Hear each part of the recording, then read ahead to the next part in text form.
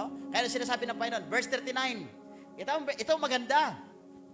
Sabi ito, sapagkat ang pangako ay para sa... Ang pangako ay para sa... Sabihin mo, para sa akin. Ang pangako ay para sa... Sabihin mo, ang pangako ay para sa... Ang pangako ay para sa... Ang pangako ay para sa... Ang pangako ay para sa iyo, para sa akin, para sa ating mga anak, para sa ating mga apo, para sa ating mga kapu-apuhan. Hindi matatapos ang pangako ng Diyos sa lahat ng mga nananalig at sumasamba sa Kanya sa Espiritu at sa katotohanan. Di ba? Napakaganda. Kaya napaka-unique yung Diyos na ating pinaglilingkuran, mga kapatid. Napakaganda ang ating pinaniniwalaan.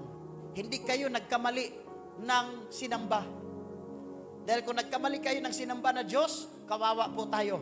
Dahil mayroong Diyos na may tainga na hindi nakakarinig, may bibig na hindi nakapagsalita, may paa na hindi nakakalakad, may kamay na hindi nakapalakpak, may ilong na hindi nakakaamoy. Pero ang Diyos natin, may kamay na nakakagalaw, may ilong na nakakaamoy, may mata na nakakakita, may paa na nakakalakad, at may buhay na espiritu na gumagawa at kumikilos sa buhay natin. And He can able to change your life from head to toe.